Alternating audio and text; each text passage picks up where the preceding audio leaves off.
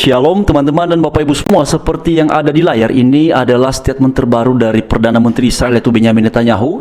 Dan dalam pernyataannya ini beliau menyampaikan perihal kita berada di tengah-tengah perkembangan yang menentukan. Dalam 2 tahun terakhir kami telah berjuang untuk mencapai tujuan perang kami, dan salah satu di antara tujuan-tujuan tersebut adalah mengembalikan para sandera yang ditawan oleh pihak Hamas, baik mereka yang masih hidup maupun yang sudah tidak hidup lagi.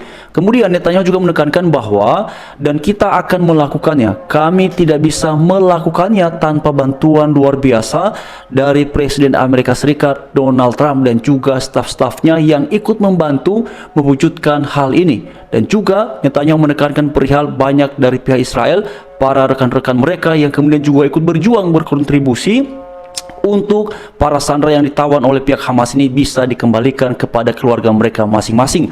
Lalu kemudian teman-teman, lebih lanjut lagi di sini Netanyahu menekankan bahwa upaya-upaya ini ditambah dengan keberanian para tentara kita yang telah memasuki berada di wilayah Gaza. Mereka telah menciptakan tekanan militer dan diplomatis gabungan yang luar biasa yang diisolasi oleh Hamas. Saya yakin ini telah membawa kita ke titik ini. Netanyahu menekankan bahwa meskipun selama 2 tahun terakhir ini banyak bangsa-bangsa para pemimpin yang kemudian mengecam maupun rakyat maupun masyarakat dunia memberikan kecaman terhadap mereka dengan menganggap bahwa pihak Israel melakukan genosida terhadap masyarakat yang ada di jalur Gaza, tetapi Netanyahu menekankan bahwa meskipun ada upaya-upaya mereka untuk membebaskan para sandera, dan kemudian upaya-upaya tersebut juga disertai dengan tekanan kepada pihak Hamas, dan kemudian disalah mengerti, disalahpahami oleh banyak masyarakat bahwa sesungguhnya ini semua bermula ketika Hamas memulai melakukan serangan kepada kami sebagai sebuah bangsa, sebagai sebuah negara pada tanggal 7 Oktober 2023, sekitar 2 tahun yang lalu itu. Karena itu Netanyahu dalam pernyataannya menekankan bahwa apapun itu yang menjadi respon dari pihak manapun, kami akan tetap berkomitmen untuk membawa kembali para masyarakat, para warga kami yang disandra oleh pihak Hamas.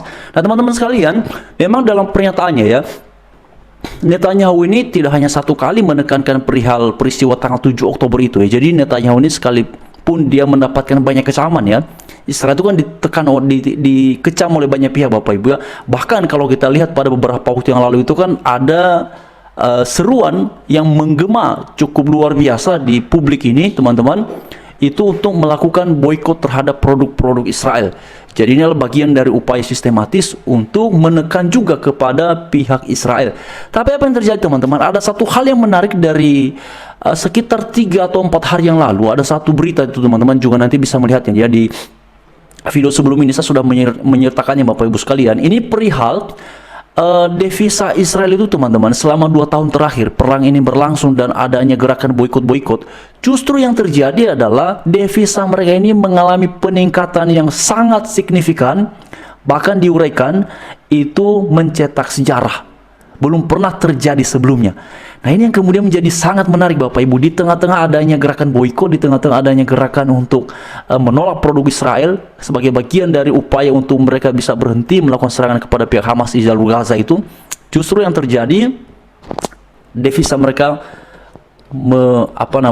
meroket ya secara luar biasa. Nah ini memang kemudian juga sesuatu yang luar biasa yang sudah diperhitungkan ternyata ya oleh pihak Israel. Saya menduga teman-teman, kenapa kemudian devisa mereka bisa semelonjak itu ya, karena dalam beberapa ulasan itu ternyata mereka ini sudah mempersiapkan semuanya teman-teman. Mereka mungkin sudah menafsirkan, sudah melihat bahwa ini bakalan ada gerakan boikot dan segala macamnya. Ternyata teman-teman sekalian, pertanyaannya adalah apakah gerakan-gerakan itu kemudian berdampak terhadap mereka? Kalau kita lihat dari hasil yang kemudian 2 hari yang lalu itu dirilis ya di sosial media itu, ternyata itu tidak ada dampaknya Bapak Ibu. Justru yang selama ini melakukan gerakan boikot itu, yang menjadi dampaknya adalah para karyawan Bapak Ibu. Ketika kemudian tidak ada transaksi jual beli, ketika kemudian terjadi penurunan daya beli, wah ini kan berdampak terhadap karyawan. Jadi itu sebenarnya justru menjadi keprihatinan ini adalah bukan Israel yang justru terdampak oleh gerakan boikot ini, tapi karyawan yang bekerja di toko-toko tertentu. Ya, memang kasihan Bapak Ibu. Tapi itulah yang kemudian dilakukan oleh Israel, bahwa meskipun mereka dikecam oleh banyak pihak, tetapi juga tidak sedikit yang menyatakan pembelaan ataupun dukungan terhadap mereka.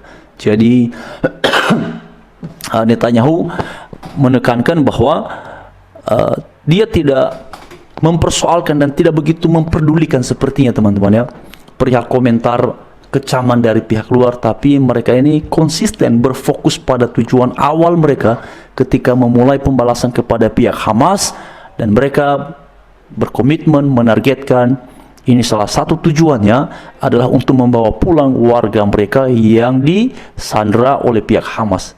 Bahkan Netanyahu menekankan mereka yang dalam keadaan hidup maupun tidak dalam keadaan hidup, mereka harus kembali ke tanah kelahiran mereka Israel dan pada keluarga mereka masing-masing.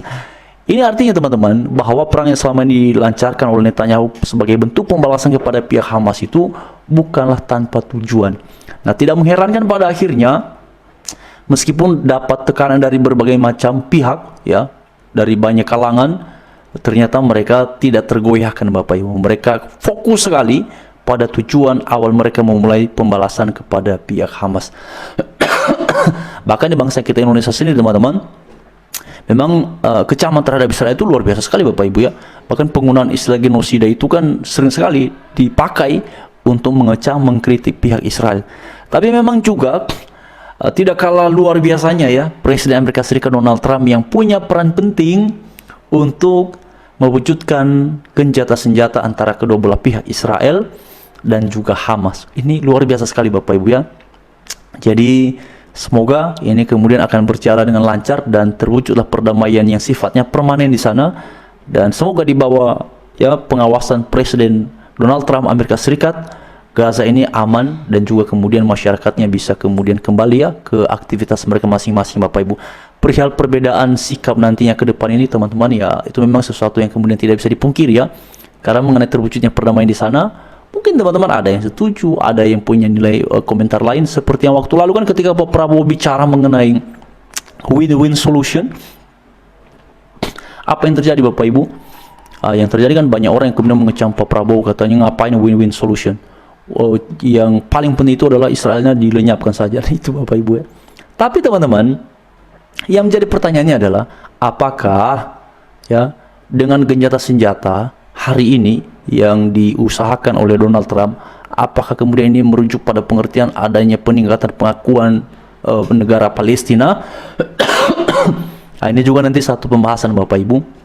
Tapi waktu yang lalu Presiden Donald Trump menekankan bahwa pengakuan negara Palestina ini merupakan hadiah yang terlalu besar bagi Hamas. Dan ini apakah bagaimana maksudnya itu teman-teman? Apakah ini akan ada pengakuan atau tidak akan ada pengakuan, atau bagaimana Bapak Ibu semua? Nanti kita tunggu saja ke depannya. Tapi dari Israel ini teman-teman, mereka sudah mengupayakannya untuk kembalinya warga mereka, dan itu yang kemudian disampaikan oleh Benyamin Netanyahu Bapak Ibu ya, seperti yang ada di layar tadi yang sudah kita dengarkan bersama-sama itu.